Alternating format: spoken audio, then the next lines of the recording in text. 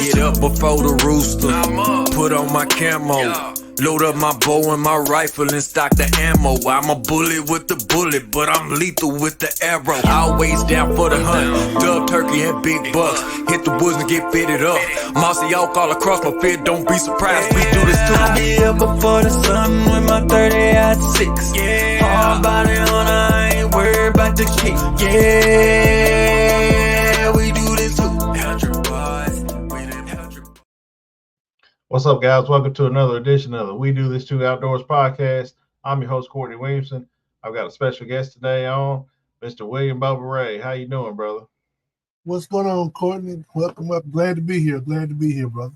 That's what's up, man. So I found this guy. He reached out to me on a couple social media platforms, man, and I've been talking to this man. He's an OG. I call him Unc. He's been in the game for a really long time, man, and he's got some stories that I feel like need to be told. So this episode is going to be uncut. He's going to tell the truth about his experiences growing up as an African-American hunter in Texas, and these stories need to be told. Something that everybody needs to hear, I feel like. So, Mr. Bubba Ray, introduce yourself. Hello, everyone out there. Captain William Bubba Ray. Some people just call me Bubba, better known as Bubba Ray. Been a professional hunting guide, fishing guide since about 1999, but I grew up in the outdoors. My dad got me into hunting. My grandfather on my mom's side got me into fishing, and was fortunate enough to parlay it into a career. So if anybody knows, I've probably been in this here about 45, 50 years now, between learning how to do it and doing it professionally. I was a full-time guy for about 30 years. That's what's up, man. So how did you get introduced to the outdoors, and what led you to continue to be in the outdoors? Okay, let's say we're going to have to go way back here now. I got to put on my thinking cap. As I said earlier, start with my grandfather on my mother's side. My mother's side of the family, they were farmers, vegetable farmers. Stayed in a small town here on the Texas coast called Hitchcock, Texas. And part of what they did for subsistence was hunting fish. So we're probably, if you catch a red light or two, we might be 15 minutes from the water, from the bay. So my grandfather would fish, go collect oysters. He would even duck hunt. That's why I kind of get the duck hunting aspect from what we do. From him, duck hunting, farm and all that. And then if we hop over to my dad's side of the family, my daddy's side of the family was from a town called Brenham, Texas, about two hours inland from the coast. They come from the cotton farming region of the state. And again, his family was in the small game hunting. They coon hunted, rabbit hunt, squirrel hunt. And from a little kid, whenever my grandfather or my dad picked up a gun, I was the one hollering and kicking and screaming, wanting to go. And started out the hunting with my dad, rabbit hunting and coon hunting. That's what's up, man. Kind of where I got my teeth cut at. That's right. That's right, man. And so tell everybody how old you are. Turned 62 about 3 weeks ago. And you call me Unc and OG. I guess I'm official OG status now. I guess. You definitely OG status, man. Like I told you earlier, man. It's a respect thing with me, man. You know, people that's older than me. You know, as my daddy used to say, I've been your age. You ain't never been mine. You know, so y'all been through the struggles, man. Y'all been through it to make people like me. You know, I'm about to be 40 years old. And y'all went through a lot that we, as the younger generation, we still go through it a little bit, but we didn't have it as hard as y'all had it. So tell me about some struggles that you had growing up in the outdoor industry, man. Because I know, off camera, man, we talked about some of these stories, man. So I need to get them on wax. The people need to hear Seen a these stories. lot. Yeah, seen a lot, done a lot. Uh, I've had the best and the worst. So when I tell you it's two extremes, I can tell you some war stories. What you want to start with? Some of the worst or some of the best? Let's go with some of the best, and we'll get into some of the worst. So some of the best stories you got, whether it be duck hunting, dove hunting, deer hunting, whatever you got.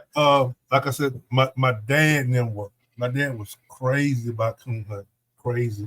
We've had some of the best tree and walkers and red ticks in the state. Have several night champions. We hunted the UKC and ACHA circus for years. I guess I started coon hunting about 9 or 10, following dad, and have coon hunted several states. Met a lot of great people. I mean, a lot of great people. I've actually qualified a dog or two for the world UKC World Championship. Night champion, show champions, grand night champion, stuff like that. That was all part of it. And when we got into it, you got to say that was late 70s, early 80s. Well, late 70s because I graduated high school in 81. So you got to think that in the 70s, we were going to, they call them wild coon hunt competitions. And to be the minority is something different. You go to one of these hunts, and at that time, coon hunt was big, if you know what I'm talking about back in the day. You go to one of those hunts, it may be 500 people there. And after 500 people, it may be 4 or 5 black people. And you wasn't supposed to have any dogs of any caliber, you know what I'm saying? Right. You're supposed to have the least of the least, like the least of the least, and stuff like that. Then when we cut our teeth, kind of got it. It takes you about a year to get to figure out the ins and outs of it and the breeding and getting the type of dog and the breeding stock that you want. But I can remember I had a little red tick female, and her name was Music. She pretty much was the one of the litter that we had. And I hunted her up against a dog called Trapper. And Trapper at the time was going to a futurity hunt, and he was probably top 5 dogs in the state. And we hunted a local club hunt, and I drew out with him. And you got to realize that I'm probably 12 or 13. God, you young. I'm young. I'm young. And my dad had enough God to let me go out in these night hunts with these guys. We go to the clubhouse. He may draw out with 4 other people, and I go with 4 people, go 50 miles the other direction. But this particular night, my little female, she was a great strike dog, awesome cold nose, good track dog, and she was decent on the tree. And me and Trapper battled all night long. I'd get first strike, and he'd get first tree. And that went on all night long. And at the end of the night, I beat him by 25 points. And I can still remember this day. We got back into the clubhouse. My dad was waiting on me. And he walks up to me. How bad did he beat you? And I looked at my dad with the biggest grin on my face. I said, Daddy, I tore that butt up tonight. He was like, what? Yeah, I said, I beat him by 25 points. Nobody could believe me. I went up there and grabbed the trophy. Here I am, a little 12-year-old kid, a bunch of grown men, Right. hunting against this dual champion. They were like, they couldn't believe it. Well, I was on cloud 9 for about 6 months after that, Right. So, Man, that's dope. That's a good story. That happened. And then, hey, with that being said, though, even with that, I've seen the best and the worst. I've seen some of the most outrageous cheating. Did you ever do any field child? No, I never did any of that, man. You heard about it, right? Yeah, I've heard about it. I got some buddies that does the rabbit trials with the rabbit dogs, but I've never done any myself personally. One particular night we was on one. This time was probably 15, and there was a guy in the Brazilian coon hunting club. We did a hunt that night and drew out, and they got certain rules. Dogs can't fight. You can't whip your dog. It's disqualification. Dog fights, disqualification. Dog runs any off game, disqualification. There's a bunch of rules like that. One particular one, if your dog runs any off game, like you say your buddy's rabbit hunt, or doing that rabbit trial, if the beagles jump a deer and they know it's a deer, he's grabbed. But this particular night, I was hunting one of my little tree and walking males, and they were running the same thing. Me and the guys going back and forth. We battling for the lead. They jumped something, and you know it's not a coon because it's burning up the bottom. These dogs jumped a buck, went into a creek, baited, and the head guy that night, God rest his soul, his name was Mr. Walker, got to the slough, waited out in the slough, pulled out his buck knife and cut that deer's throat.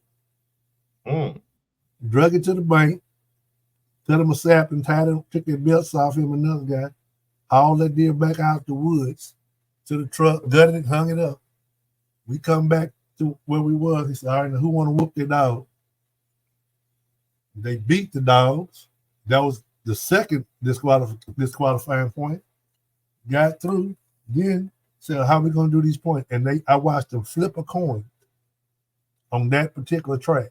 Who got first track, who got first trees, and they plussed the points and kept hunting. And the whole 4 dogs should have been disqualified. Oh, man. Hey, we get back to the club. I was saying thing again. My dad said, well, what happened? I said, Dad, you ain't going to believe this here. Then, and to hush you up, when they got back, they was going to quarter the deer up. All 4 guys get a quarter of the deer to keep your mouth shut and don't tell nobody. And, you know, you hunting with one of them big time stud dogs that's supposed to be, and they sitting, I see them the next couple of hunts, they bragging about the dog. And I wanted to tell them that's the trashiest dog in the world.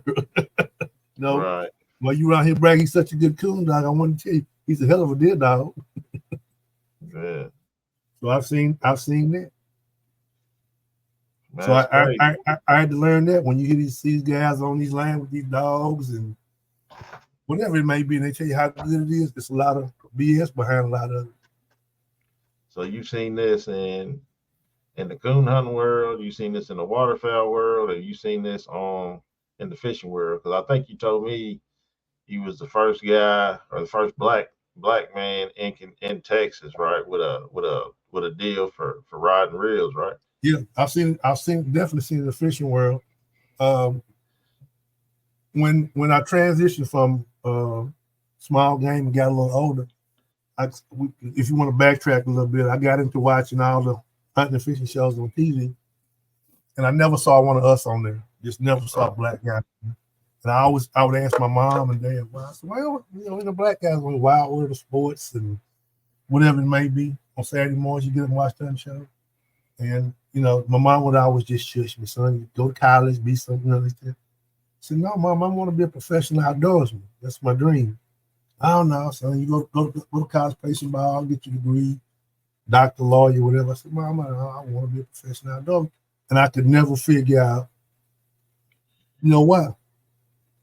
So, but I was always the guy, I would read. I bet you my mom got tired of me. I had a stack of Sports and Field and Stream, and all those magazines. You go in my room, 50, 100 high, I'd read everything, and try to learn how to do this myself.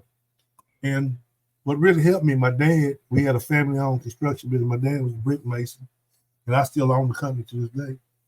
So I worked from the time I was 13, 14, and I was able to buy my first gun at 16. I bought my rod and reels. I'd work out on the weekends and summer. I bought my fishing poles and all that stuff. And whatever I read, I'd go try on my own. Anybody? Mm-hmm. So people say, who taught you? I said, I come out to school with a hard knock. I'd go try. And you want to hear a funny story? My first duck hunting trip was hilarious. My first duck hunt was hilarious. We'll get to that in a minute. But yeah, and in the fishing world, I start lure fishing and all that. Just one, I'd go down to the tackle store and I'd walk around the tackle store for an hour looking just dumbfounded, don't know what to get.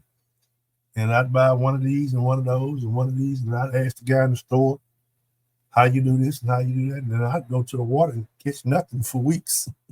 Mm-hmm.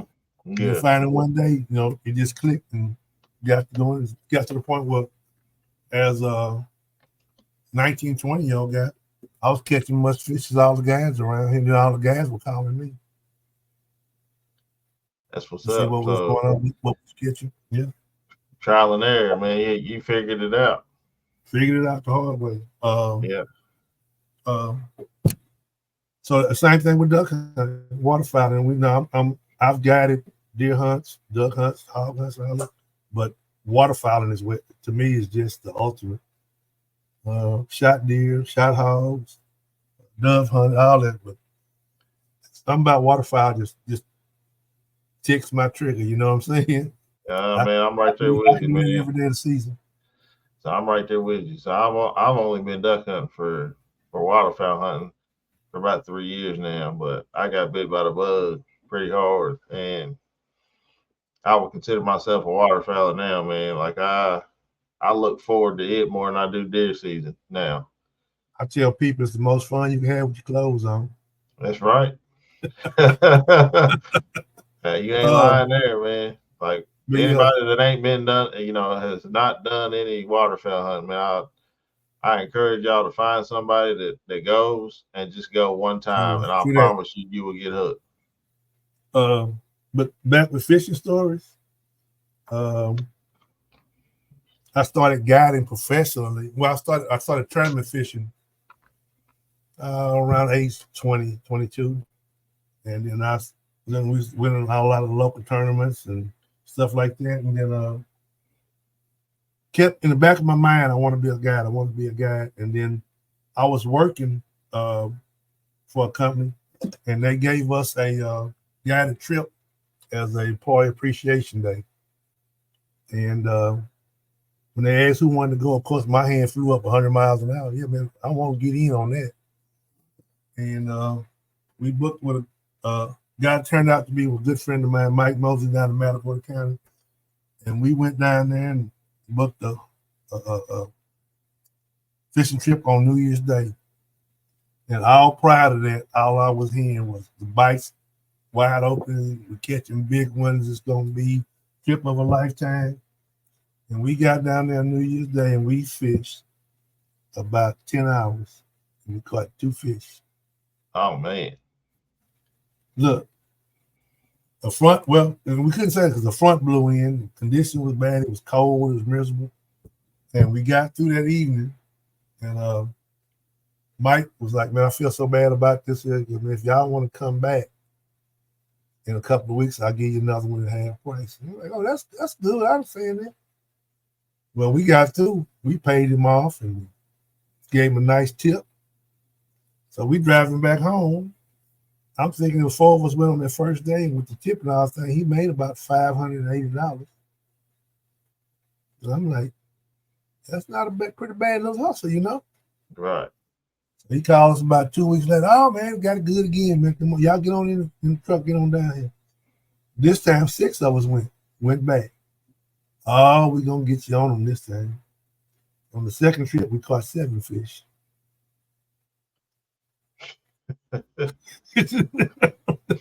Look, five more than the last trip. Yeah, 5 more than the last one. So again, we paid him and tipped him and all that.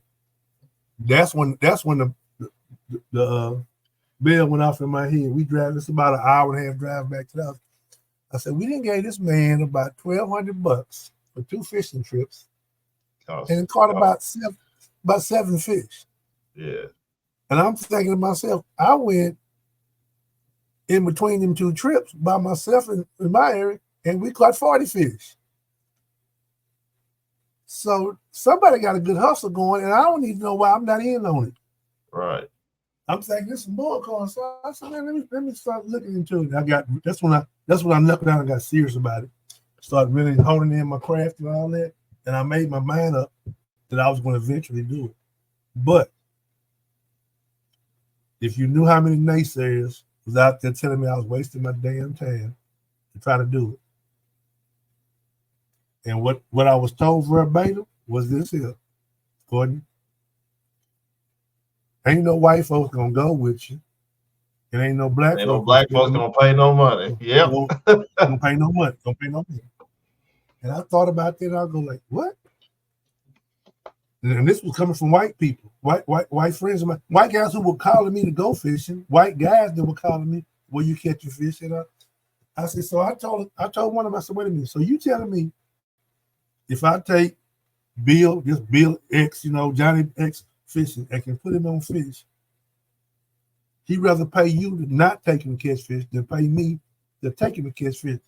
And the guy told me, I'm just telling you, Bubba, you got a good job. I had a good company job at that time.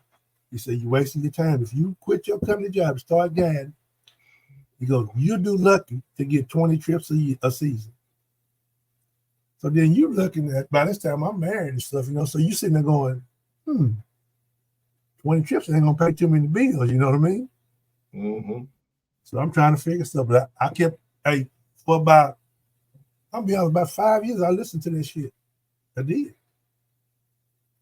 But in between that, we fished the local tournament, and them same guys that's telling me that, I wish you could see it on, that was third place, second place, first place, second place, third place. I'm handling their head, Yeah. But they're buddy up with you for that aspect of it. Man, did you go out this week? Where was y'all on the south side or north end? Where y'all was in the creek? Or, well. But then I tell you, you want to get together fish trip? Oh, no. We can't fish together. They didn't want to be seen with you. What you mean I can't be seen? No. I'll tell you a really good one, man. I got lucky that a buddy of mine works on cars. He had but it was also, they was doing a hot rod. Little white guy, young white guy. He's about 5-6 years younger than me. He liked to fish. He goes, man, you want to go fishing? I go, sure. And me and him started fishing together. And we actually learned a lot together. Got to the point where it's time to start fishing these tournaments. Let's go jump, fish the Trout Master Series. Oh no, but man. I don't know if we want to do that.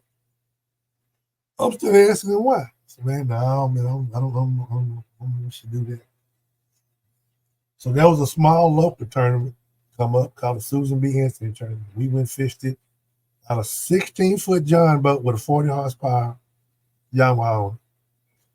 We get to the parking lot. There's rangers, skeeters, everything with 200s and 250s and all that on it. Yeah. And the weather was bad that morning, and we got ready to lunch that morning. We over at the little giant boat, and the tournament director, they was gonna hold a lunch off about 30-40 minutes to hour. Let this weather pass. So we was the laughing stock. Guy walks over to me, goes, y'all go fishing that? Yeah, on the boat we got. Y'all might need a little head start, huh? I looked at me and clear. I'll take it if you want to give me one. He turns around to the crowd and he goes, does any of y'all mind if they lunch now? And it might have been a 40 boat field. They laughing. Yeah, tell them go ahead on. And y'all the only brothers there, right?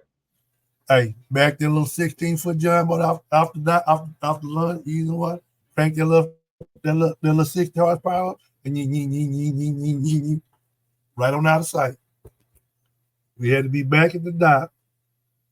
Two or three. I want to say it was 2. About 1:45. Here we come back. Same term director come out to the dock. He flagged down, throw us a line, we tie. He looked at us, man, y'all got any fish? We got 1 or 2. Y'all got a couple of fish for real? Yeah. See, man, we ain't weighed in before fish all day. Oh, okay, we got this. So me and him had each fish that he caught was on one string and one mine was on another. We opened the live well and hold up the first string. We got trout, redfish, and flounder. Oh, hurry up and get a basket. Them boys got fish. They get the first string and turn around and go to walk up. Hold on, brother. We got a whole nother string of fish here. We end up winning.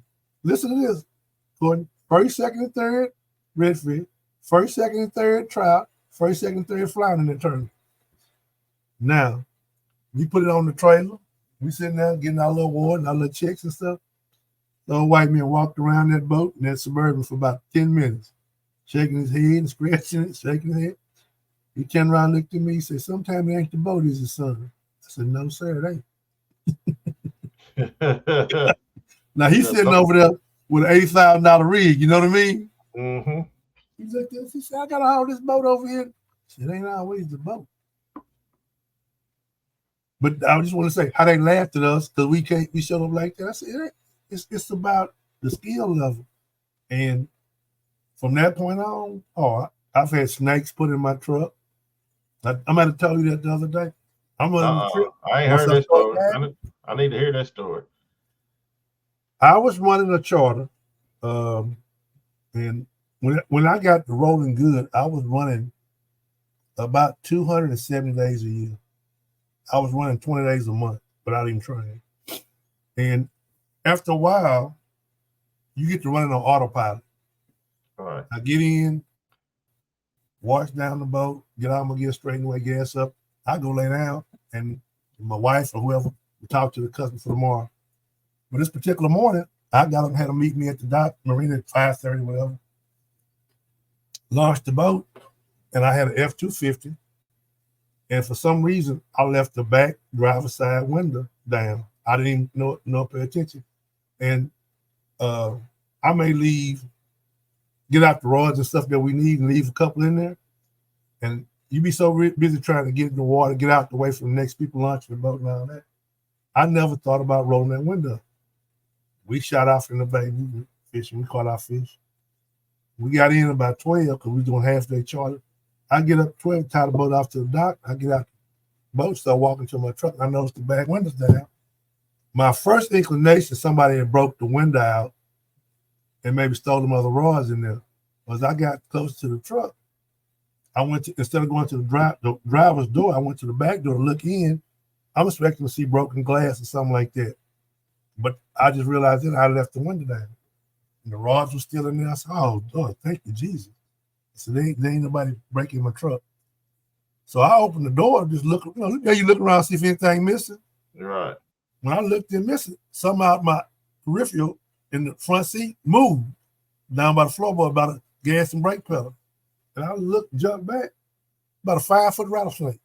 Oh, Lord. I mean, not no little rattlesnake, but a lot of rattlesnake. A lot of rattlesnake. A lot of rattlesnake. Mm. So I jumped back. I said, "Man," I went to Holland and the customers run up on me. "What's going on?" "There's a snake in my truck." They go, "A snake?" You say, "A rattlesnake." So now I take the keys, open the driver's door, and I pop it open. That just went to buzz. Psst. Well, I go back to the boat, get an oar, and we get him out of there. I kill him, But think about if I'd have went to the driver's door first, right, and just stepped up in my truck. You know what I mean? Yeah, you got bit. Because he had to be like up in that corner, almost under the seat. You know what I mean? Mm-hmm. And man, I was. You could have fried fish on me that day. Hot. I said, "Now, who would do that?" Now, you tell me to do that. You got to know who I am. Yep. Now, with that being said, I had placards on my truck. Name of my gas service was Big 3 Gas Service. It said Captain Uncle Bubba Ray, trout, redfish, flounder, duck hunts, phone number, website. So you know who truck you fooling with. You know what I'm saying? Right. Yeah, they know who you were. You know who you were. Now, where they got the snake from and all that is beyond me. I mean, if nothing else, you could have had a heart attack. You look down and see a rattlesnake between your legs. Right. So, all the cops did all that, but they're going to what can we do? We don't know. We have no idea who did it. Right. Then I guess some of the other things that went along with that. When I first started, I wasn't quote unquote a threat. You know what I'm saying? I You got just you. somebody first you try and do that. Well, my first year, I got my captain's license in February of '99. I went and bought the baddest 23 kilo on the market. When I decided to go in, like I told you before, I was listening to people not doing it. When I made up my mind I was going to do this here, I can backtrack on that a little bit too. When I decided to go get my license, you got to go to Coast Guard training school and get your captain's license. And then you got to be licensed by the Parks and Wildlife. You got some steps to take. And there was always a big fishing expo here in Houston. And I read the schedule and said they have a seminar about getting a captain's license. Me, Clint, the same guy I was telling you about, another guy, we gonna go to the fishing shop. Well, I'm gonna go sit in on the seminar about getting this captain's license. And now these guys is white. Why you want to do that?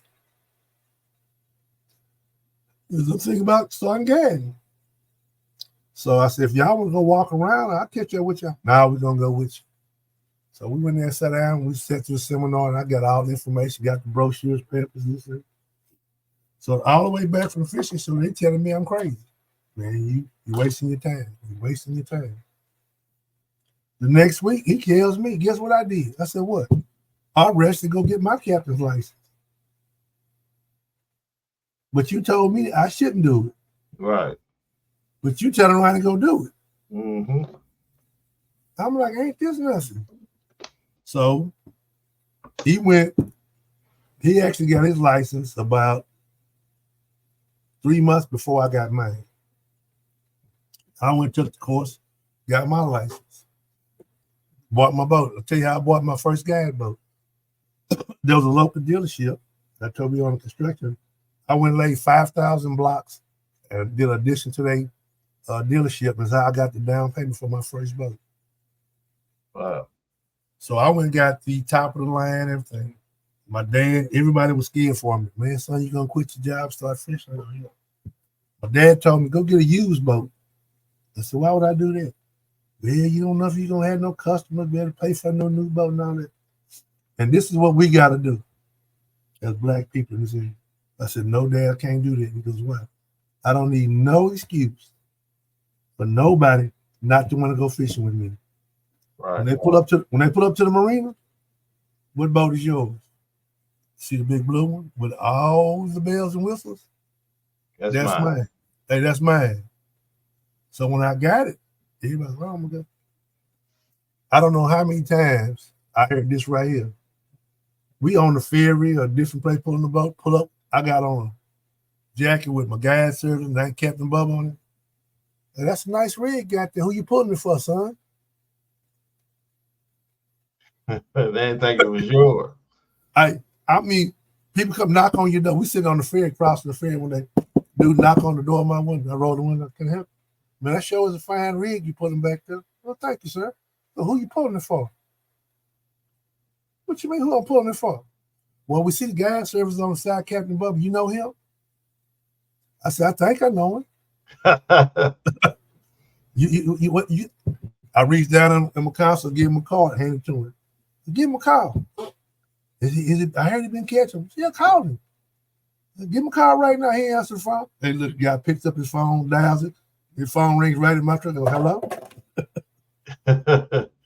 You go, hello? Captain Bubba, can I help you? That's happened. Oh, I can't tell you how many times that happened.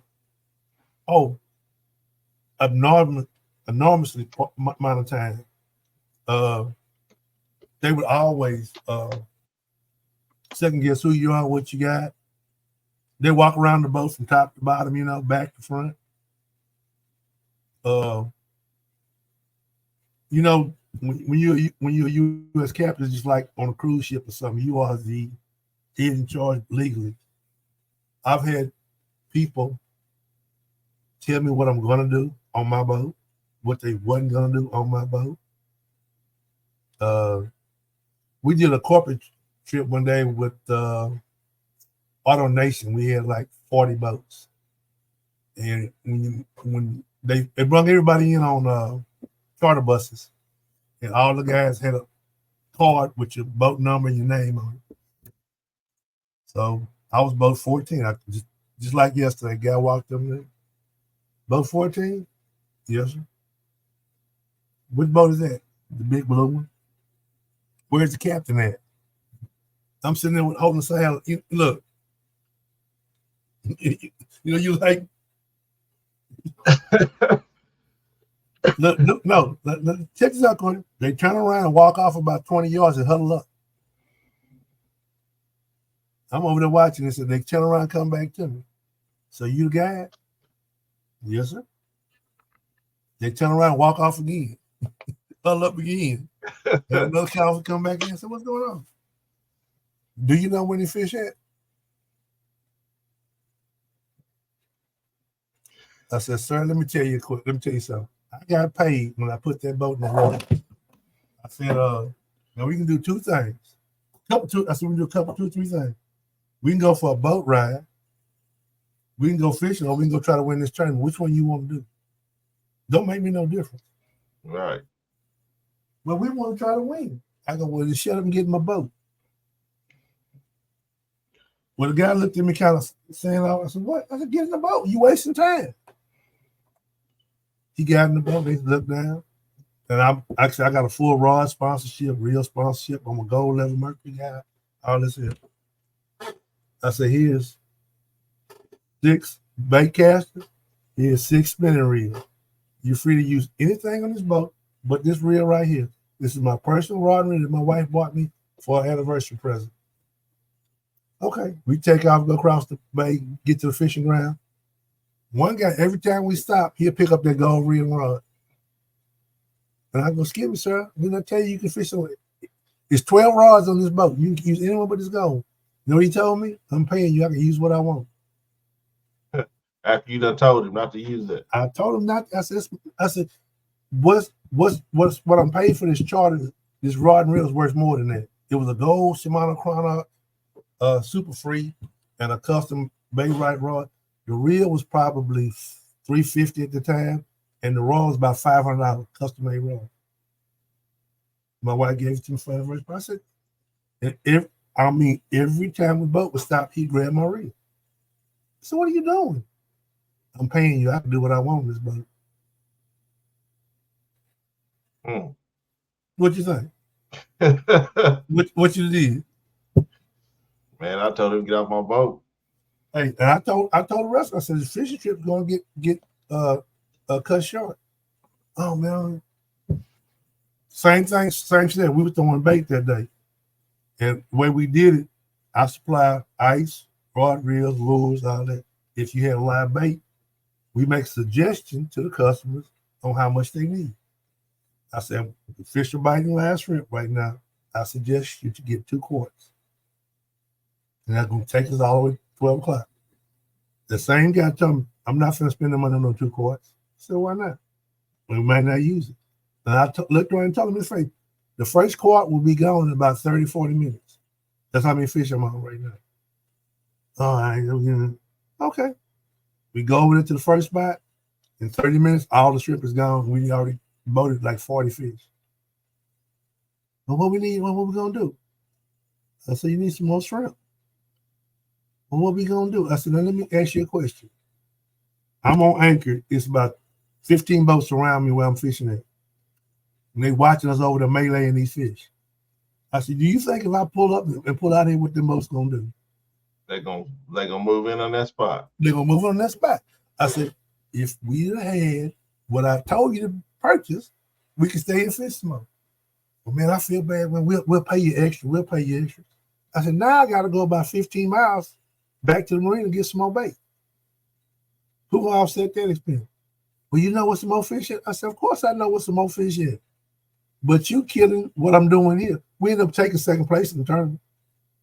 They all won rod and reels and trophy. And then I think they ended up winning the cooler, and they gave the cooler to me. And the same guy at the end, man, I want to apologize if I was kind of. I said, if you was kind of, you wasn't kind of nothing, you know? Right. You wasn't counting. So I've had some of the best experiences. Then, but with that being said, I got referred to on a charter from a customer had in the boat to a friend of his.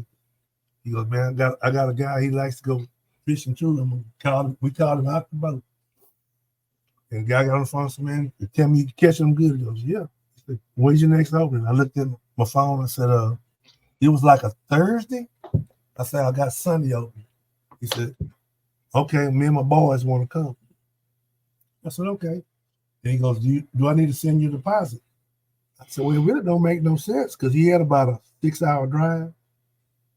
I said, by the time you put a deposit in the mail, this is before Cash App and Zelle and all that. Yeah. I said, before you can mail it to me, I said, you'll be us. I said, so just, I'm going to put you down on the books and come on. He said, well, me and my 3 boys are coming. I said, okay. I had a black F-250 raised up and all that, big boat and all that. He pulled up in the park and he called me on the phone. Hello, Bubba, this is Mr. Johnson. I said, I'm here. He walks over to the truck. Now we shake hands on it. He gets out the truck. Blue jean overalls with the bib overalls. Mm-hmm. Brogan boots. And you know what Brogan boots are, right? Yes, sir. Hey, his beard is to his belly. Look like Duck Dynasty through and through. Look like between Uncle Si and who? Oh, man. But we talked it up. He said, this your read? He walked around. Oh, man, you got a nice, fine looking read. Let me go get the boys. I said, okay. Now, when he said boys, I'm thinking children. Children. The door opened on the side of Suburban. The first boy got out the truck. The dad was probably 5'9", 5'10", 5'11", maybe. He probably was 165, 170. The first boy rode out the second back of that Suburban. He was about 6'3", about 320. Big old boy. Look, I looked at him. That's your boy? He said, that's my baby. So he got on overall, beard and all that. Second one got out the other side. He was driving about 6'5", about 350. Same thing, beard down there. Middle boy got out. He about 6'3", about 340. And then my boys there. And in my heart dropped in my soul. Oh, Lord, what I done got myself into. And they out of, when I say, like you said, down the holler, deep, back in the woods, boy. Yeah. Courtney, the best 4 men I've met in my life. Really? We had the best fishing trip. Oh my God, we laughed and talked and hooped and hollered. Man. So he come up and go, we need to get some bait. I said, do you boys bass fishing? Next he goes, yeah. So y'all still proficient at throwing lures? He goes, yeah. I said, we don't need no bait. I'm on a hell of a lure bite right now. He said, no, Bubba, no. But we got plenty of money. If we need to buy some bait, minnows or whatever, let us know. I said, no, sir. If y'all know how to handle rod and reel, we gonna catch fish. He goes, if you sure now, we loaded up, we launched the boat. First stop was Bird Island. We went across, 3 pulls across the end of Bird Island. First fish in the dock, the old man caught was about 5 pounds. We made 2 more pulls. We put about 10 fish in the boat there. All the boys had caught something about 3-4 pounds. I said, well, let's move on to Hannah's Reef. Went to Hannah's, and we picked up about 40. Wow. Between 3 and 6 pounds. Look, put them in the boat. They was like, oh, man, we good. I said, now we're finna have some fun. We went to a place called the back end of the bay. And I don't know if you've been on the lake. You ever been up there when birds be working over like white bass and stuff? Yeah, I know what you're talking about. Yeah, the birds are working back there. If we didn't catch 100 fish, we ain't catch one. Now watch this here. About 12:30, the old man, Captain, I'm good. He said, if you good, I'm good. I had all the fun I could stand. We hit on back in. So they went to the cooler, got some of the drinks and sandwich. I squared the butter. We started heading back. Old man sat beside me on the console, and we started heading back in. He looked me in my face, and shook my hand. He reached in his pocket, Courtney, and scared me to death. That man put out a wad of money about this big around, tied with rubber band. Look, I looked over, I was what? And that man reached in. At that time, we was charging $400 for a half a day trip. That man whipped off about $800 and shoved it in my pocket. And then he told me, he said, I will never call you to go fishing again in my life. I looked at him, I was like, nah, my mind's racing. My mind's racing. I said, did I say some stupid stuff or stupid shit someone through the morning? I'm playing the mornings back, the day through my mind. I'm right. He looked at me, he elbowed me in my side. He said, no, I'm messing with you. He said, I'm never going to call you again. He said, you got my number. Whenever you on fish, you call me and the boys will break loose. He said, I'm self-employed. We on our own business. He said, you call me and the boys will break loose. He said, I can be to you in 2 days. Me and that man, his son, fished together for about the next 15 years like that. That's dope. Hey, I called him up. Hey, Mr. Johnson, bites good. You hear him holler, hey, boys, Bubba on the phone. He say he got him cornered up, pinned up. He get back.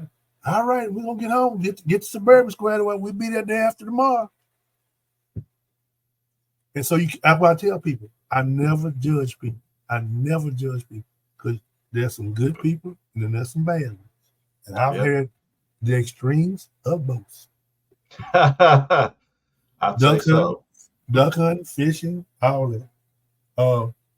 There's some hilarious duck hunting story. Hilarious.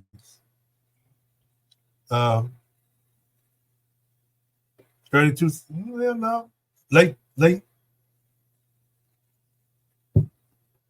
2000, 2001, something like that. Me and a guy named James McCoy, that's one of the greatest white men I ever met in my life. We ran probably the most awesome mallet operation in the state of Texas. We were killing more ducks, mallets than anybody in the state probably. And a lot of people would call when you know you want to fill out a gag. Heard y'all on a bunch of ducks. Yes, sir. Bunch of greenhead. Yes, sir. But you know, Texas ain't known for a greenhead state, but we got them when the conditions is right and you know what to do. Right. I got to the point where I had a bunch of commercial customers, both fishing and hunting, because my fishing customer became my hunting customer. So Halliburton, Shell, Federal Container, Baker Hughes, a lot of those big companies come to me. They booked a party like 8 guys go duck hunting. So I said, y'all want to come stay on the property with us? Or you want to stay at oh, no. We're going to stay at the hotel. I said, well, the lodge is beautiful. No. But they figure you got subpar lodging, you know? So we get up that morning, we go to the Holiday Inn meet them.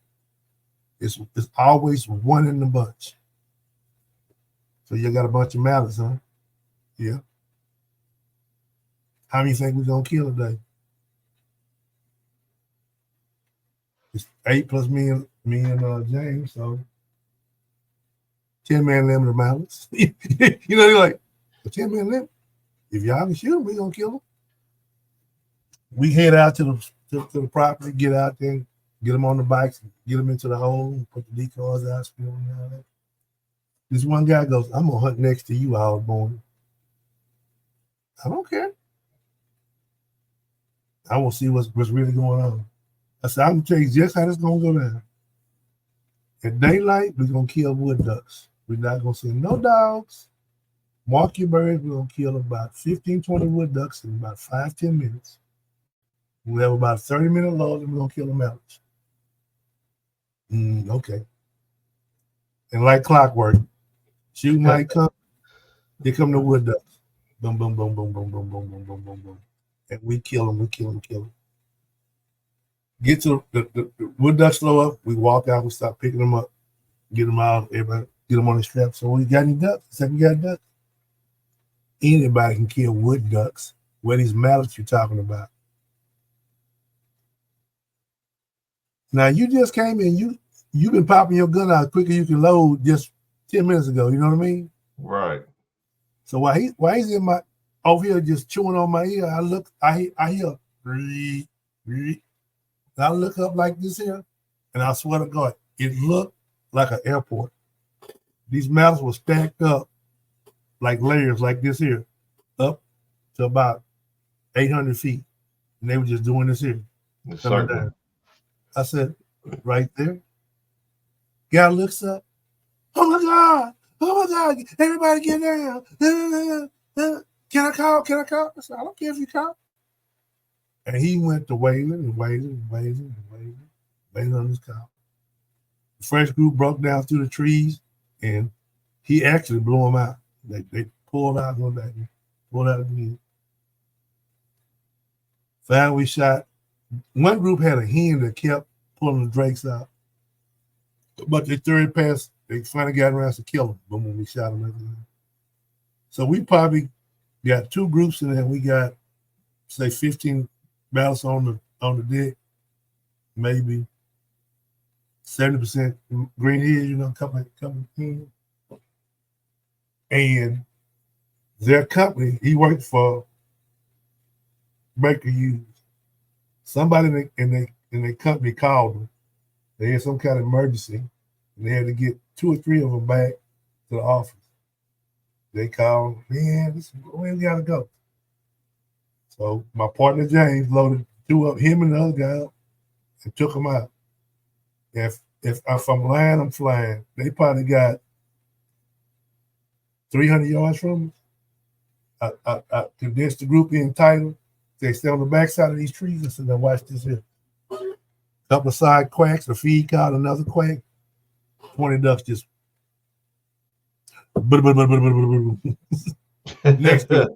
Next group. Couple of side quack, quack, quack, quack.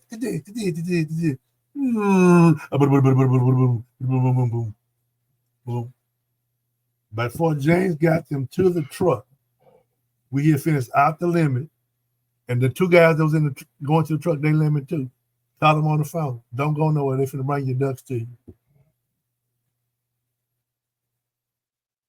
But this same guy was the biggest ass in the world. Right. So we get to the truck. He goes, y'all shot your limit? I go, yeah, we got your limit too. I threw a scrap of birds to take your ducks home. And I looked at him, I go, man, why was you acting like that? He told me to my face. I didn't believe a black man knew how to kill ducks. He told me straight to my face. Yep. I say, what? I just didn't believe a black man knew how to kill no ducks. That just told me off. But that's kind of the way I like it the way it is now. The market is slowly shifting. Mm-hmm. For every ass you want to say, whatever, you meet a good one. Yeah. And people starting to see. You ain't never been to Worlds, huh? Sure ain't. The first year we went to Worlds, me and Frank Dees, one of the guys on the team, we went to Worlds and we hunted the White River. We were back in the Cypress Swamp. And I mean, we pile driving. Man, we shot like 11 man limit. And if you ain't never been to Worlds, it's a banded rooster contest. Everybody there, when you leave the woods, you go back in the town of Stuttgart and to the World Duck Tent. You got the carnival and all this stuff. Everybody starts, got square toes on.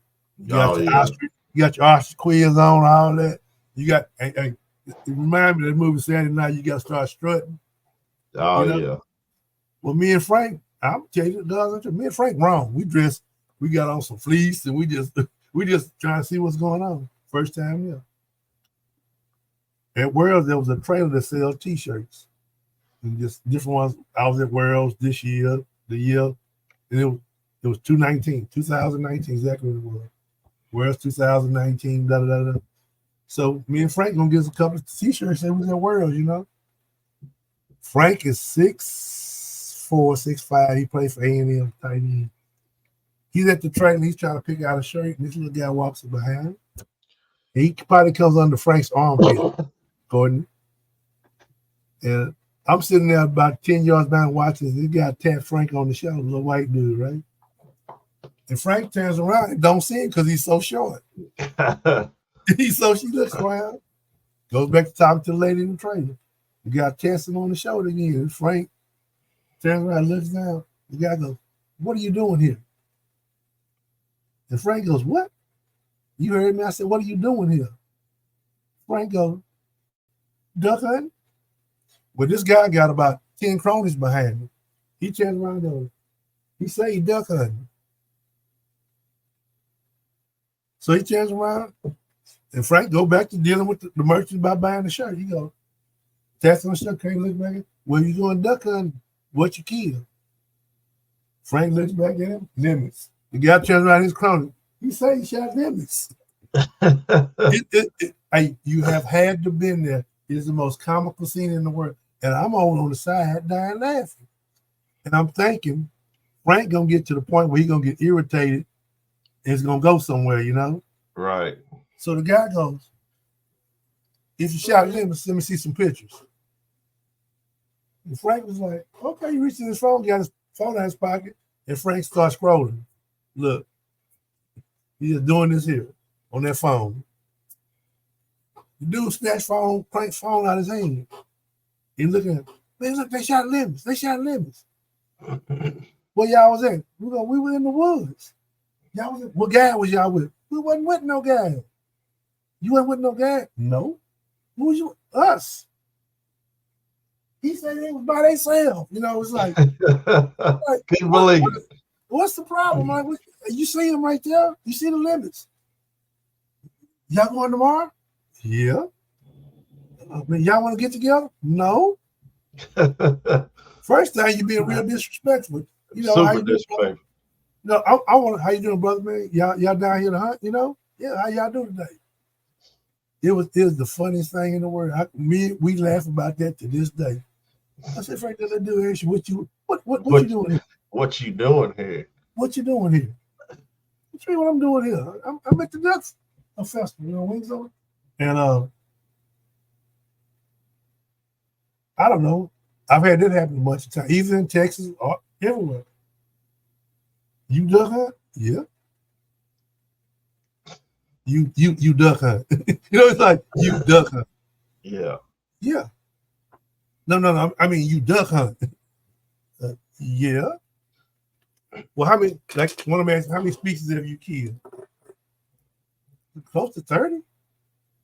And they look at you, 30? "Yeah, I'm pretty much down to sea ducks now." You know? Right. What? That's crazy, man. That's Huh?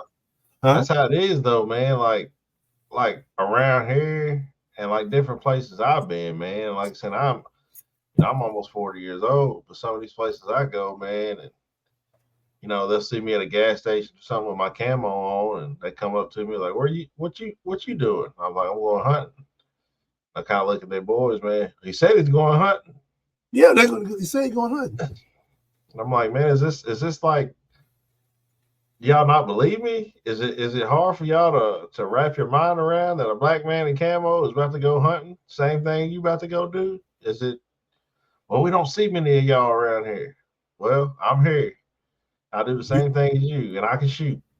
Hey, you know what I wanted to tell you when I heard about the We Do This Too podcast, and then I talked to George over there, Bluebird, and I heard you put a good word in for me. I just want to call you and thank you, brother. Appreciate that. But like over the last year since we started all this filming and YouTube and all that, Browders, who's my choke sponsor, they send that camera girl with us all the time. Hey, me too. Now. Yeah. And they called me I talked to them today, man. They about to send some stuff over. Did they? Yes, sir. See? I appreciate it. See? No problem. And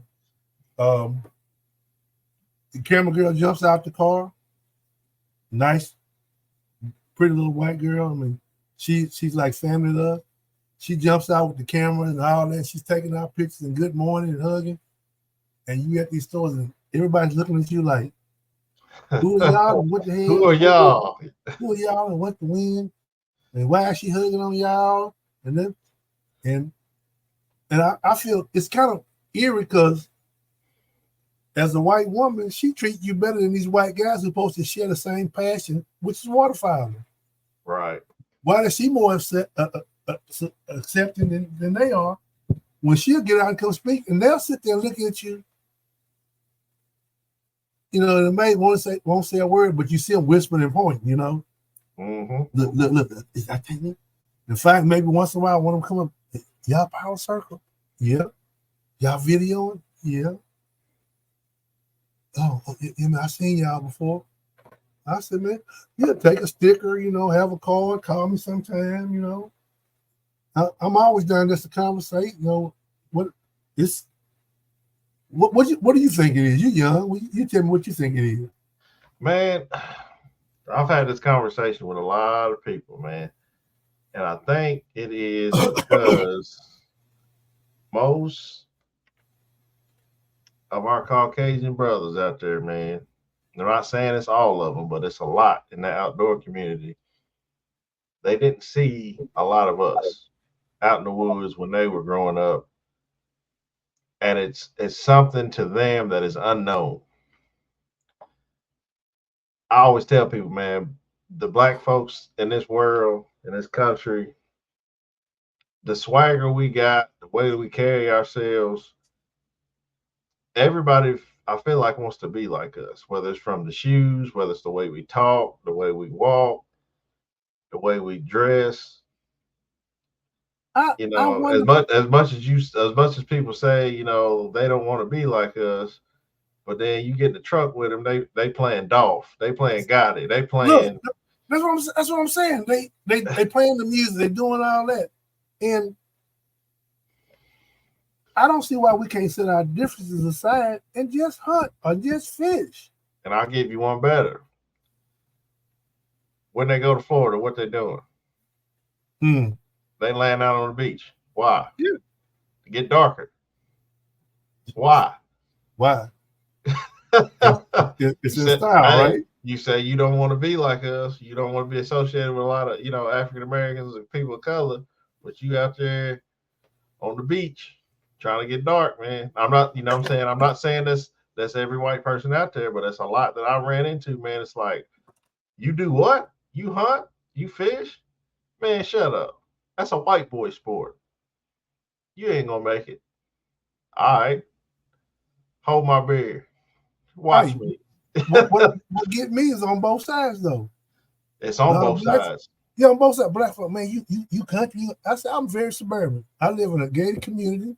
You know, it's 500 houses in my subdivision and all that. I said, I'm very suburban, but I grew up hunting and fishing. And what I understand, everybody that I convinced to go fall in love with it. Yep. All of them fall in love with it. Then I've seen over my 30, 40 years, whatever it's been, professional side, it slowly started to change. I remember when I started doing it, started getting really recognized and stuff like that. Even trying to get sponsors and stuff, start with the fishing. Oh, we ain't doing nothing. Man, how about a motor deal?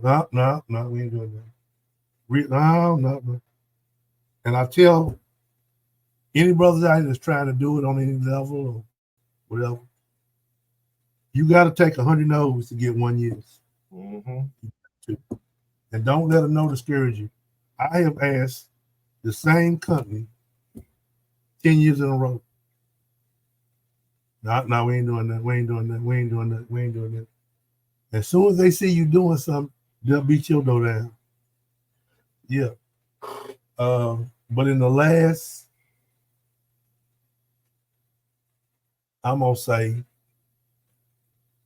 5 to 7 years, it's really starting to make a turn where some brothers can get in there.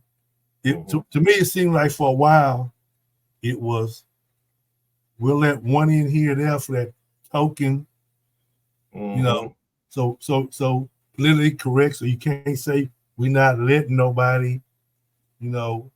But now it's starting, over the last few years, I've been blessed, and me and my boys. You asked we was talking about the background on how we got with Bandit. And I kept trying to figure out, how did we get with Bandit? My son bought some Bandit waders few years back. It must have been 10 years ago, maybe more. And that's when the bandit was having that problem and started leaking. Mm-hmm. Yeah. And he was doing something. He said, Dad, can you call Bandit and talk to him for me? And I go, sure. I called him and got on the phone. We talked. And at first they were kind of like, we got something back to us and all like that. So what happened, we were going to Arkansas to hunt. And they did not have the exact ways that my son had in stock. And they told us to go to Max Prayer Wings, that they had a pair, and they got some kind of exchange program where you can take them back to Max. They'll give you a pair for those, and then they trade off between each other and get it right. Right. So we did that. They gave my son a new pair of wings, and then a guy did a follow-up to ask me, did we get them, were they handled, blah, blah, blah, blah. And then somehow on the phone conversation, he goes, excuse me, can I ask you something? He goes, are you black? I go, why? He goes, you sound black. I go, yes, I am. He said, man, you know, ain't too many brothers hunting now. Ain't too many black guys duck hunting. I said, well, it's a whole crew of us. He goes, really? I said, yeah. We got to talking. How long have you been waterfowling? I said 16. At the time, I was probably 45, 50. Mm-hmm. He goes, really? I go, yeah.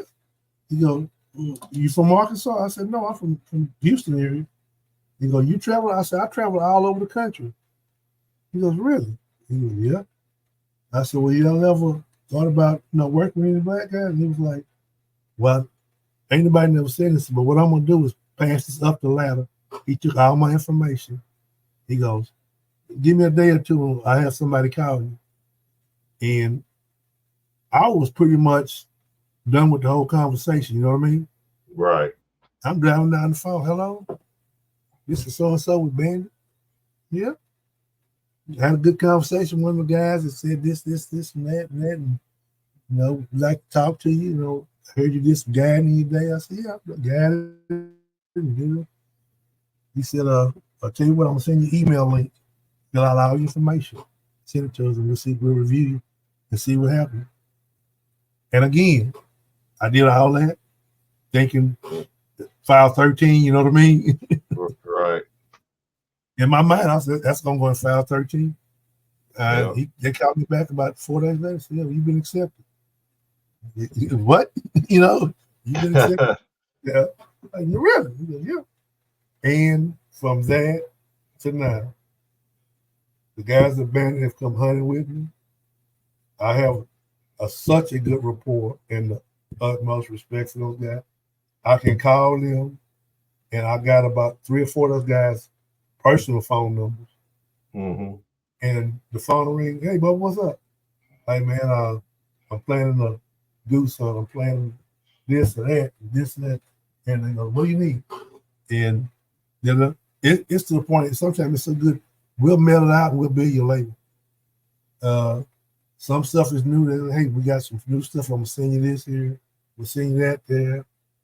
Some stuff is percentage. Some stuff is free. But they take good care of us, and they look at us and treat me like an equal at all times. It's cool. It's just like epic now. We've been, like you said, one of the biggest things with a waterfowl hunter is shells, because shells are outrageous now. Mm-hmm. And I tried Boss. I shot Epic. I've shot these companies. I don't know. Some of it I think I equate to business and the market, whatever. Epic sent me some stuff one year, then they got quiet. Boss sent me some stuff one year, all of a sudden they got quiet. And it seemed like those relationships were more robotic. You know what I'm saying? Right. I could never get like we talking now. Hey, bro, what's going on? When we got with Epic, Jason is like, hey, man, what's going on, dude? Man, Man, tell you what, we'll talk business. We'll laugh and talk about the football game. we can talk about the sun, the weather, whatever. And then through the conversation, we talk about Shell. And like, I think everything is timely, but people like Jason, George over there at Blue Water, the guys at Briley's, to walk in Briley's, and if you've never been there, of course, it is probably one of the most high-end gun stores in the nation. I've heard that. They sell more chokes than probably anybody in the world, than the Olympic shooters and all that shoot Briley's. And again, I was blessed to be at the right place at the right time, walking and get some chokes, buy some chokes, do something. And we just started talking. And before I knew it, I was back in the main office. And when we got through, it was like, sure, we're looking for people like you. And again, I love not being a number. Hey Bubba, hey Pat, hey Bubba, how y'all doing, man? What's going on? Y'all hunting this weekend? What can we do for? What can we need? And we can schedule every photographer, the photographer, and I can go in there and take them some shells. I'm trying to match the gun to this here, that there, and if I got some suggestions that do it for me, and it's changing slowly. I think we still got a ways to go, but I can see it coming down the road, and that's why I'm at my journey now, is try to open doors and leave it for people coming down the line. That's right. I just want to hunt now. Yeah, I hear you. That's why, man. Me and George at Bluebird, man, we had about an hour-long conversation on the phone, man. And I've reached out to a few companies, and shout out to the companies that I have had a privilege for them to send me stuff to review and whatever. I wouldn't say I'm sponsored by anybody, but I got a few companies I'm working with. But George, man, like, he just made me feel like I've known him for 20 years, man. And we had a conversation, down to earth conversation. And I told a buddy of mine, man, I said, man, if I do get to a point with this podcast where, people start wanting to sponsor me in this, I said, I'm not going to just take any sponsorship. I've got to believe in your product. I've got to believe where your company's going, and I've got to stand for, what you stand for. We've got to match that. I'm not just going to take it because you're a big name company. And see, that's what a lot of people make a mistake. You get some products and you never use it, you never stand behind it. You want to build a lasting relationship with a company. Like I said, you got to be a give and take. What they can do for you, what you can do for them. Just like with Jason now, we're gonna do some filming and maybe late November before he kicks off his guy. Maybe you can get in on that hunt. We're gonna come down there. We're gonna spend 2 or 3 days shooting this epic, getting some field testing on it, and getting some stuff. But let me know. I'm telling you, just to feel on the same level with somebody, I can put my all into that. You know what I mean? Mm-hmm. And, it's cool that's going on now, and I still think it's a long way to go. Because I tell you what, that's what I found out too. Though a lot of these companies, and I'm not saying I cannot say this because you're black, but a lot of them will give you product off the top, which is it's always a plus because you're a hunter, everything costs money. Mm-hmm. Hunting is not a form of sport anymore. It's expensive. But we're getting to the point where now it's going to be time to get some monetary backing. Is the next step for black people is to show that you can do it on the same level as our white counterparts. I've seen. I think that's the next big thing coming. Because my group, we tried the TV version, the TV route. Mm-hmm. It costs so much money to try to do a TV show, though.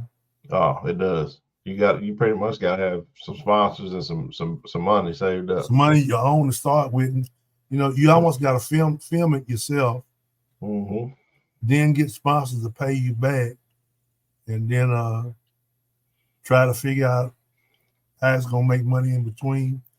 And like with Power Circle, we went through that big split when our group splintered, and I feel like we was too large to start off with. But my motivation then was to try to bring as many brothers into the outdoor world as possible.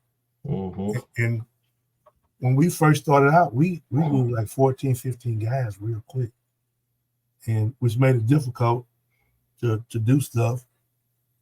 People want to go left, people want to go right. People had different ideas, which was, wasn't no big deal, but made some good relationship, made some friends. But now that we back down to a smaller group,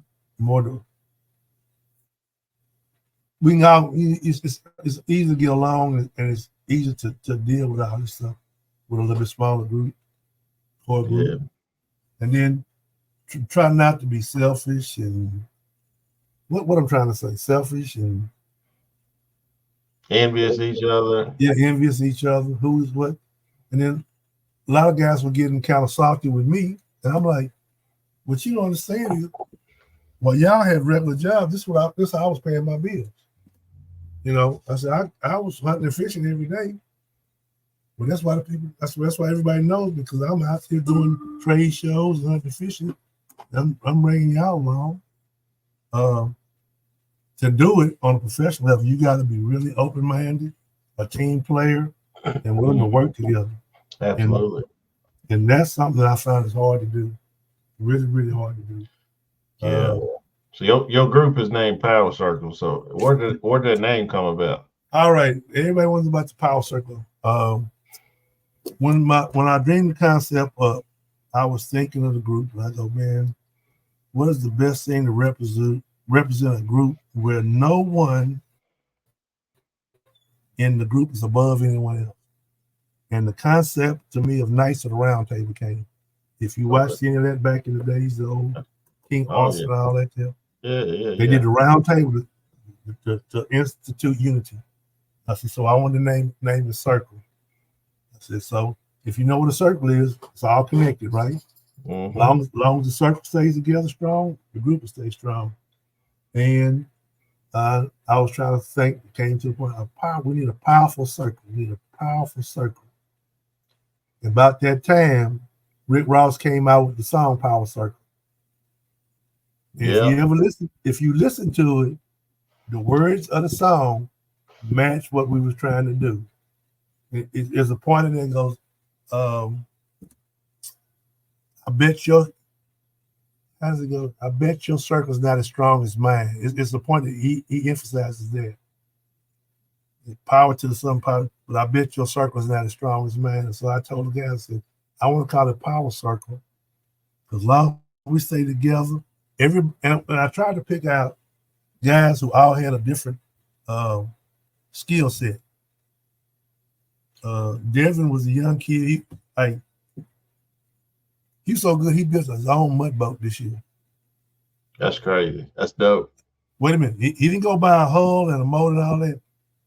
He went and bought aluminum, designed his own boat, and welded his own mud boat together. Welded it all. Did all work stuff. Painted it. I said, you going to build your own boat? He said, I'm going to build my own boat. But he loves the mud boat. Ron Kelly at the time was a retired LAPD police officer. Been hunting over in California, so he knew the West Coast real good. DJ, talked today, former Arkansas, so he knows all the Arkansas area. Yeah, DJ seemed like he was a cool cat, man. I enjoyed talking to him today. My dog trainer, Ken Ferguson, he owns Feather Chase Water Dogs. He's one of the guys that we split with. I can't say nothing about it. He doesn't train my dog right now, but she's right over here on the floor behind me. He built me a hell of a water dog. We had some differences of opinion on situations that came up in the group, that literally had nothing to do with me. Another guy in the group, him got sideways, and because I was head of the group, he felt like I should have kicked the guy out the group. And as head of the group, I felt like they should have talked it out. Right. And if someone's calling me right now today, or they see my dog Biscuit Hunt, who trained him, I'll tell them. Ken Ferguson, Phil Chase, what about I text Ken? But what's it? I said, well, I've been this for to tell him. I said, don't tell him you heard from me, but here's his number. But here's his website. He trained between the group, $15, $18. Black dude, brother. I mean, and that's what I did.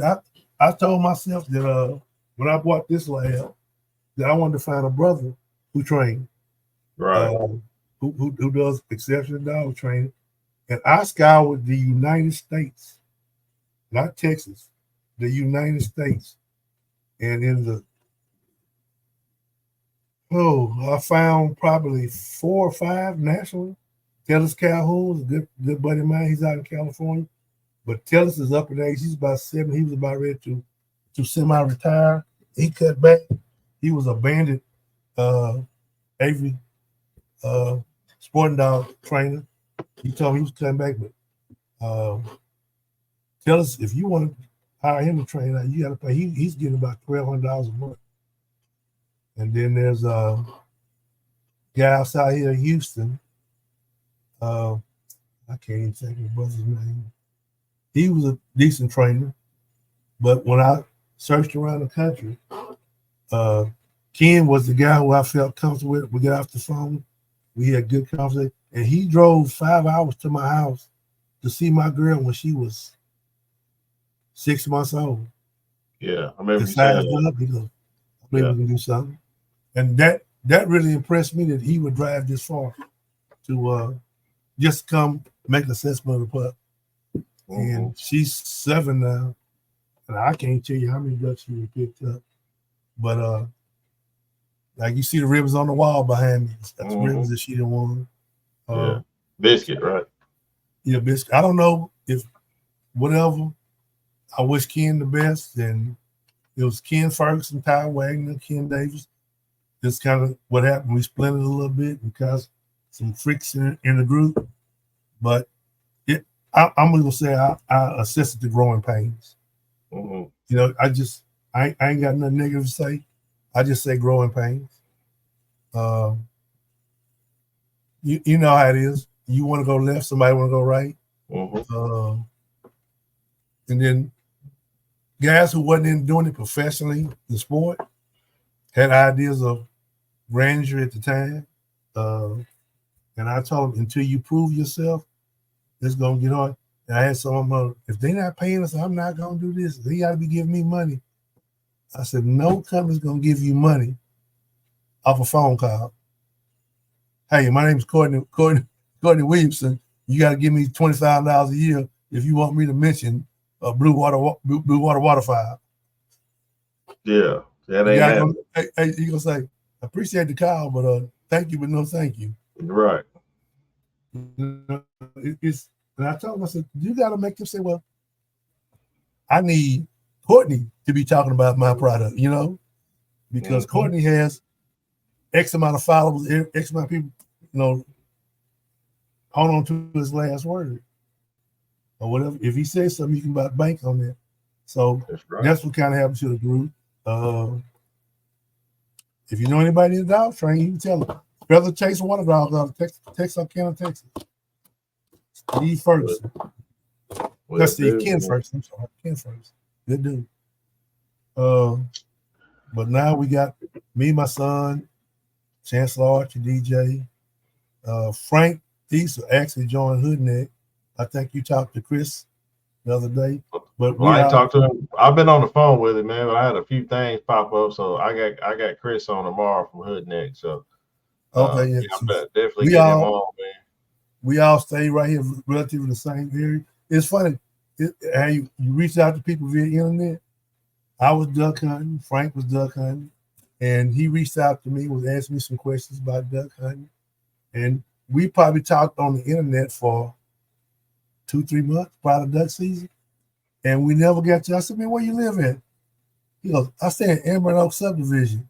I go, I stay in Emerald Oak subdivision. He goes, what? What street you on? I go, I'm on Emerald. He goes, I'm on Silver Oak. He stayed 4 blocks from me, and we've been talking back and forth for 2 or 3 months. Y'all in the same neighborhood. That's crazy. That's crazy. That's why God works and sometimes, man. That's kind of how the whole group got together, by posting stuff and black guys in different areas, kind of talking about who was when and where. And I've met people all over the country, and it's like we might have talked about this before on the phone. All over the country, I'm meeting black guys who feel like they're the only black guys in the area that are hunting, fishing, whatever, similar belief. I'm already planning stuff for the 25-26 season. October next year, we're going to North Dakota for 4 to 5 days. You might want to get in on it. There's a brother in North Dakota, Jerome Boggs, Booggs. He trains some of the baddest pointers and setters in the country. He wins all kinds of titles, national title, regional title. He's been calling me for probably 5 years to come to North Dakota, and he is literally 3 miles from the Canadian border.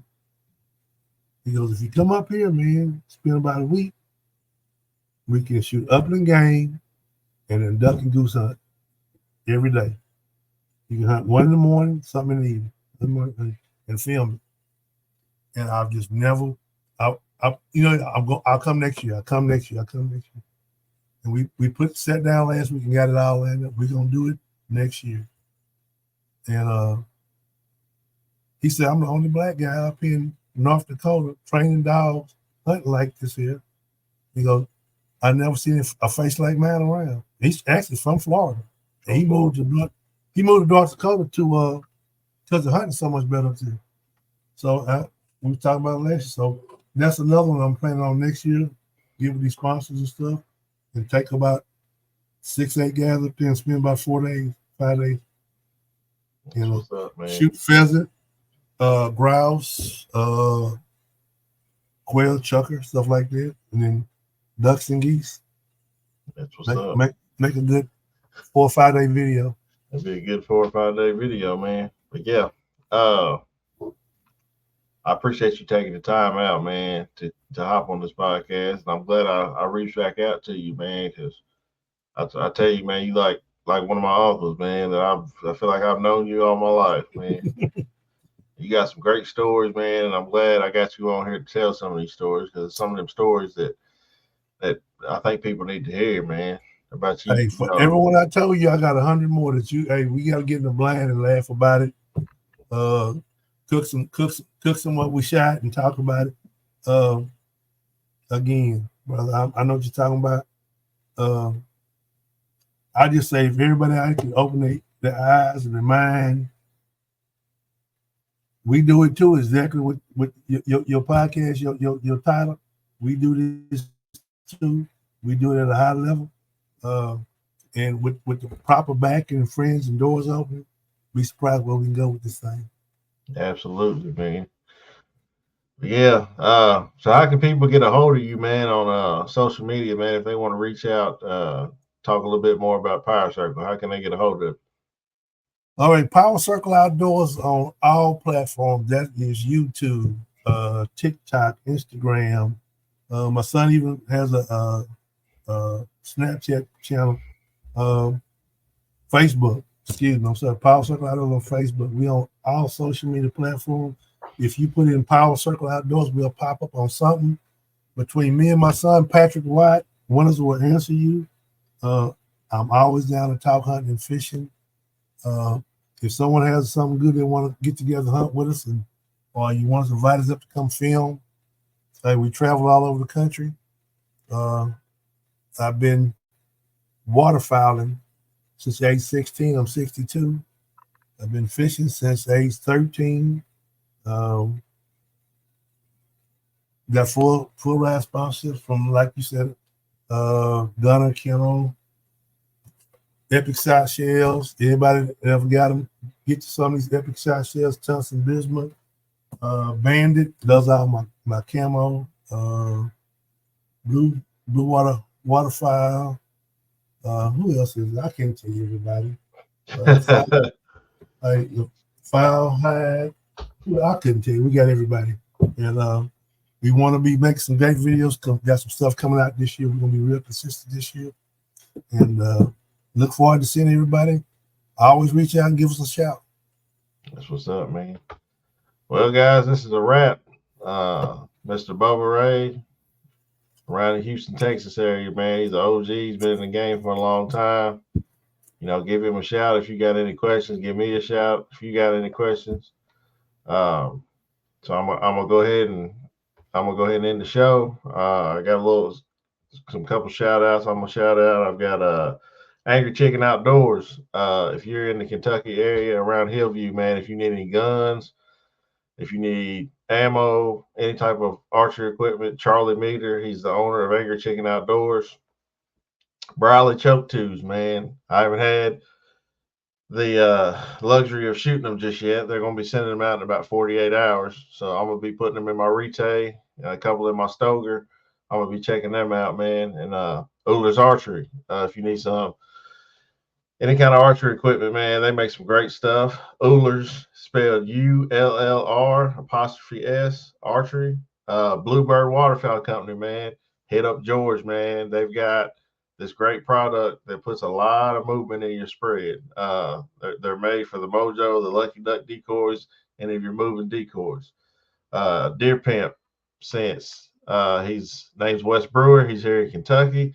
He owns a deer farm. He's got this thing called the Mac Daddy. And during the rut, he gets the urine from the does. You can put it in his Mac Daddy. It's like a diffuser, and it diffuses that scent out during the rut. Makes that big buck come on to you. G5, I'm going to be shooting the Montex and the Mega Meats this year. Whenever this big cold front starts to hit Kentucky, I'll be out there shooting the G5. So make sure you get on their website, check out everything they have to offer. Vision Clothing, man. He's a black-owned company here in Louisville, Kentucky, man. His name's LaRod Whipple. He has nothing to do with the outdoors, but he makes some damn good clothes for the culture, man. So make sure to check him out, Vision Clothing. If you need any bowstrings, Threads bowstrings here in Kentucky, man, they make a great product. I've got them on my Prime. I've got them on my Bowtech, or not my Bowtech, my PSE. They make a great string, man. Great warranty. Threads bowstrings with a Z. Trail cameras. If you're looking for any type of trail cameras, Moultrie has got you covered. I'm running the Edge 2 right now in a place where I don't get a lot of service. And a lot of these places, Moultrie's got you covered, man. You can get service in all these places. Last but not least, Blackburn Apparel Company. Check them out, man. They've got some great products, great T-shirts, great gear, great hats. If I forgot anybody, I apologize. I'm trying to run down this list real quick, man. So what you got, Bubba? Thanks. That you said that, I want to mention one company. We just picked up a brand new sponsor. It's Rugged Road Coolers. They're the newest, hottest cooler on the market. They make it out of a new product called Armorlite. They're half the weight of all these Rotomotor coolers. That we just got through with a deal with them this week. Check them out. Rugged Road Coolers. It's going to be the hottest lifetime cooler, the last one you'll ever buy. That's what's up, man. This is a wrap, man. I appreciate y'all. Listen to my podcast. If you could go to Apple, Google, YouTube, anywhere you get your podcast, leave me a like, give me a review. It will help me out a lot, man. Big game, small game, all game. We do this too.